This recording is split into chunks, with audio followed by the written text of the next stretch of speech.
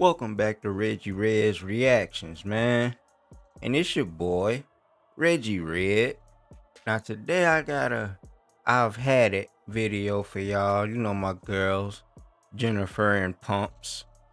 They're gonna be talking about this Charlie Kirk thing and how people on the right trying to start a war with people on the left when they really don't know who even did. They had two suspects. They had to let both of them go. So they really don't know who did this. It is so crazy, and we gonna get into it.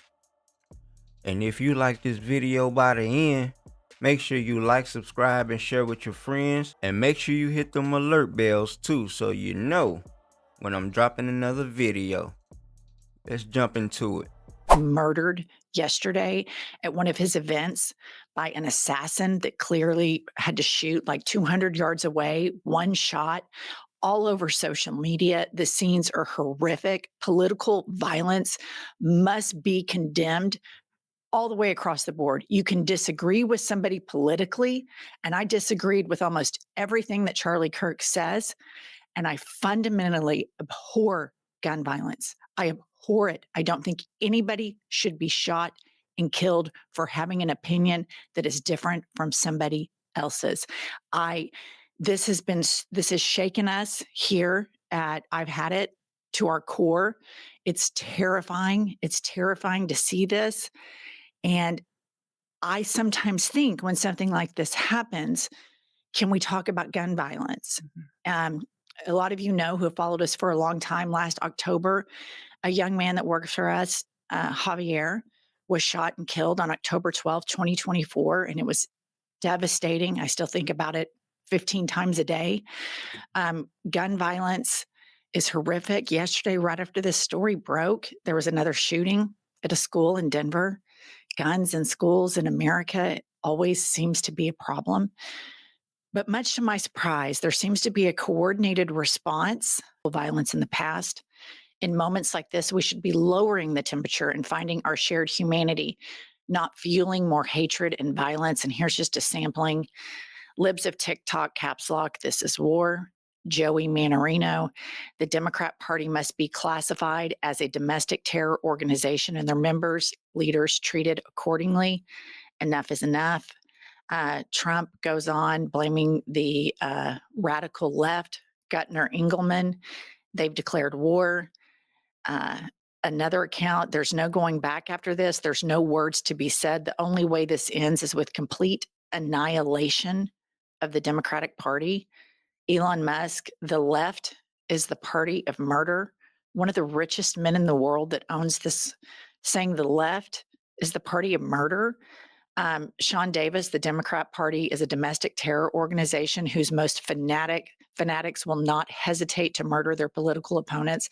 This was not a one-off event. It just goes on. Another page here. Brian Eastwood, Charlie Kirk getting shot. Is the shot heard around the country? I'm ready for civil war.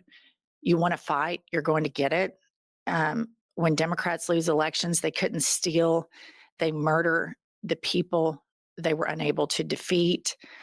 This is just, this seems to be a coordinated response to this. What happened to Charlie Kirk isn't civilized, and this response is not civilized. There is any progressive, and most progressives I know, every progressive I know is for gun control, gun regulations. I mean, Robert F.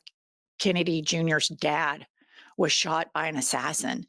And since the shootings of people, Ronald Reagan and others, people have more access to guns. And the response to this, to declare war on the left, when we had a president that campaigned about defeating the enemy from within, while all of this stuff is going on geopolitically. Russia's advancing into Poland. Israel is bombing Qatar. This is just, this is whiplash. What happened to Charlie Kirk is horrific. I have so much empathy for his wife and children. Somebody I love was shot cold-blooded, and it is a very difficult thing to move past, regardless of what people think. I believe in free speech, And I believe in a free society where people can go out without the fear of getting shot. I completely agree. And when you look at this situation, I have the same response and the same outrage to this as I do when we see school shootings. We have a gun violence problem in America, and we need legislation and gun control to address it. Regardless of my differences with Charlie Kirk, this cannot be condoned. This is an awful act. No one should have to be murdered, period, in the United States of America. But it continues to happen because our leaders are more worried about gun lobbyist funding than they are the lives of Americans. And the way the right is attacking the left when we don't even know who did this is chilling, to say the least. It's incredibly chilling. And here's just a little compilation of how there is no suspect identified. Nobody knows who this is and what the motivation is yet. But I just showed you a compilation of tweets where they're calling people on the left, that's you that are watching the show, that's Pumps and me. They're calling us domestic terrorists. And every single U.S. left-leaning politician, former sitting president, governors have come out and condemned this unilaterally. And here is, again, some video of the right wing's response to this. It's not to lower the temperature. This is bone chilling. A war. The left has been saying put a bullseye on Trump, a bullseye on his supporters. Charlie Kirk's a casualty of war. We're in this country. We are. They are at war with us. Whether we want to accept it or not, they are at war with us. And what are we going to do about it? This is not a civil society. He was at a campus, on a school campus, and he was shot in cold blood. And to put the burden on the left for calling out what we see when you hear people talking about, even Charlie Kirk talking about stoning homosexuals, I'm always going to call that out. When I heard Charlie Kirk say that we have to have casualties to protect the Second Amendment, I disagree with that. And that's my right. And it's his right to have another position. But I fundamentally, with everything in me, do not believe that we should live in a society where an assassin can get up in a nest and shoot somebody and terrorize the American public. And I don't believe that this is responsible at all by Fox News for Jesse Waters to be using that type of aggressive language, because this is going to spawn more killings of people who have a different opinion than one another. You took me back to the insurrection on January 6th. And throughout the course of that next year, Trump kept saying, the people are mad. People are angry after the election, before January 6th. I'm sorry.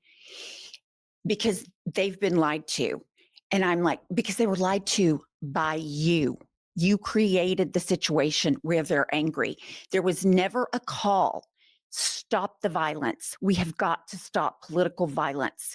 And it continues that we have a situation where we are still stoking the flames of violence so that Trump can call Democrats the enemy from within. And this is war. It does, as much empathy as I have for Charlie Kirk and his family, I did not agree with him. But the way he talked about people dying, children dying, I understand why people do not have as much empathy, but we have to vote for empathy because we are a civilized society. How he responded to Paul Pelosi's attacks, how he responded to how the whole Republican Party reacted to a Minnesota senator laying in her bed with her husband and being shot. We cannot allow this, period, no matter what side you're on, left or right. And to stoke the fires in this is irresponsible, and it is going to have consequences. Political violence has to stop, and we have an administration that is stoking it.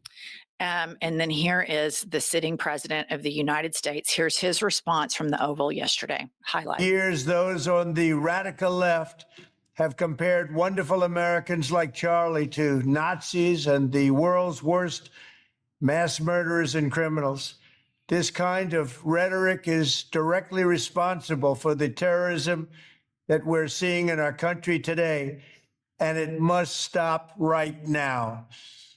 My administration will find each and every one of those who contributed to this atrocity and to other political violence, including the organizations that fund it and support it, as well as those who go after our judges, law enforcement. All right, people that go after judges, you guys, was him. Him. And that's the worst one right there, because he's the he's the leader of the free world, and he's talking about going to war with a whole political party that had nothing to do with this. Every YouTuber, every left-wing YouTuber, every left-wing TikToker, everybody on X, all the politicians, they condemning this. They condemning this. But then you got motherfuckers on the right talking about some, this means war. Like, y'all serious, bro? Y'all don't even know who did this yet. You don't know what it's about. Y'all trying to start a war with the same motherfuckers in your same country, your neighbors? This America can't go on like this. This country cannot go on like this. Like I said it a couple videos back, I feel a civil war coming. And it's gonna be a sad, sad day. Because whose side are you gonna be on? Both sides think they right. Both sides feel like they got a stake in this country. So what is it gonna be? You tell me. Anyway, let me know in the comments of what y'all think, man. I'm gonna be back with some more videos. Peace.